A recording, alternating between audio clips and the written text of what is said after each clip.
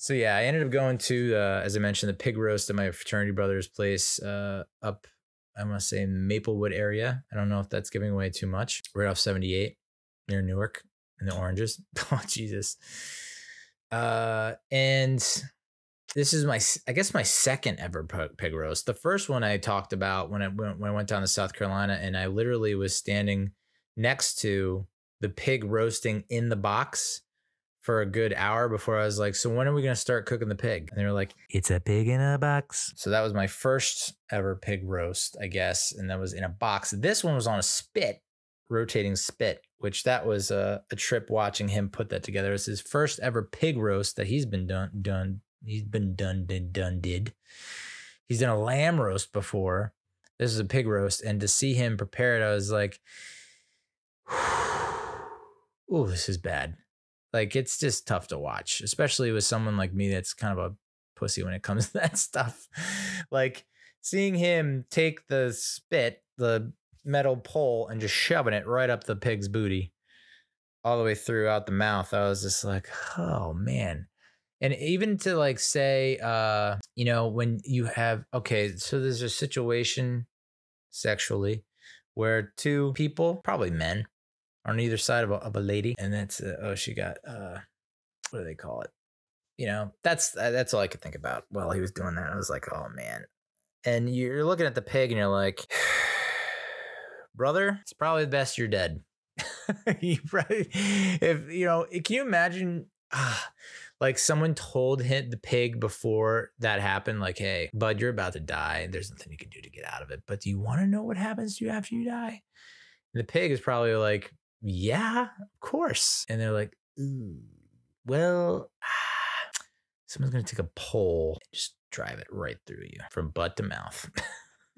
And then we're going to just rotate you over a fire for a cool 5 hours and then have at you. Yeah. And it's funny, like, my mom, like, I don't know, I'm thinking about wills and last testaments and all that shit. And it's like, I would like the following. And it's like, well, it's so funny that you can write whatever you want. Doesn't mean it's going to actually happen. Like, you did. There's nothing much you can do after that. So,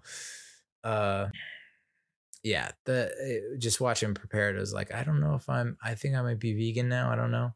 Maybe. And then when he had to, I think he had it too high up, the spit or whatever you want to call it was too high up above the fire. And so we had to lower it. And then explicit content warning right here, right now. You want out? Bail out. I'm fine with it. I don't care. Or just fucking maybe 30 seconds, 15 seconds a minute. I don't think I'm going to talk about this for that long. Okay. Lowers the pig and the eyes just bulge out of the skull. The eyes are still there, and it just like they became white, and they came out of the eye sockets. It was just, and they were pointy, and it was just like, what? I don't know if I want to eat this anymore. I just don't know. Now, I think I know why you guys in South Carolina had it in the box. That makes sense now, because watching it happen, Del Grosso. And so it was good to see my buddy. And I think he invited like 50 people and only 5 people showed up. And the pig he got, I've never seen a pig this small. It was, I don't even know if you can call it a baby pig.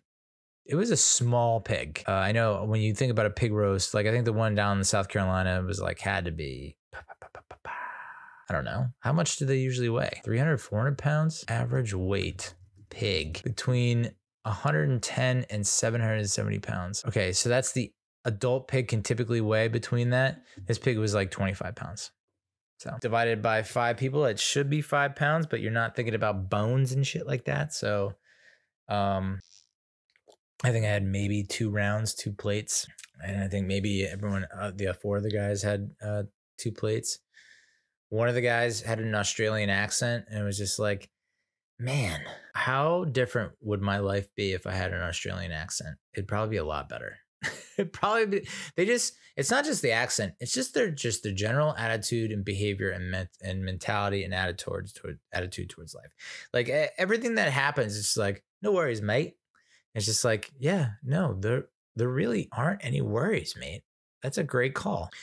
I'm like fat, like, cause you know, my daughter loves Bluey. And so like I'm becoming fast. I can understand why women kind of default to, if you have a British or Australian accent, that's not like super Cockney or convict. Why would you go with an American that sounds like me? Where you can hear the fat and misery.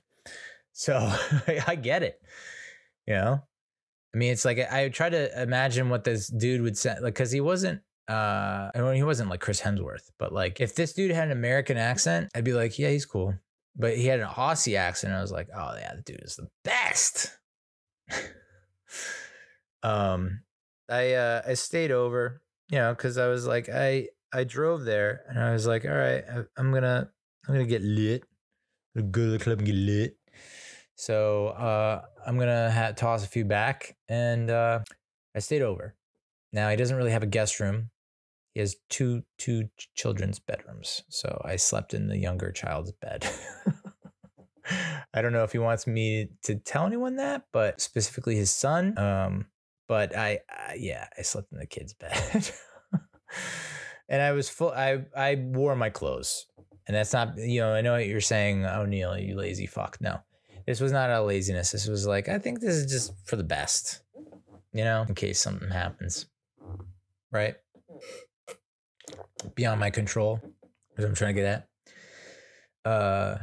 But it was a good time. I brought a bottle of Johnny Walker Black, which threw some people off. But I was like, I mean, if he's buying this pig, it's probably X amount of dollars. He's letting me stay over. It's X, you know, if you put a price tag on that, what's that cost? And I brought like a case of Bud Light Seltzer, which did not go over well, which I am now 99% convinced that I have no taste buds, that my taste buds have been completely eliminated from my body. I tasted it. I'm just like, yeah, it's a fruity seltzer, bubble water that gets you drunk. And my friend took a sip of it. It was just like, oh, this is so disgusting. I was just like, all right. So can I get like a tongue transplant? Like, what do I do here? It's a gift and a curse. I don't know if it was the pig roast, and I don't want to throw my buddy under the bus. I don't know if we cooked that pig long enough, because my stomach got seriously fouled up after that. I mean, I went to the brunch.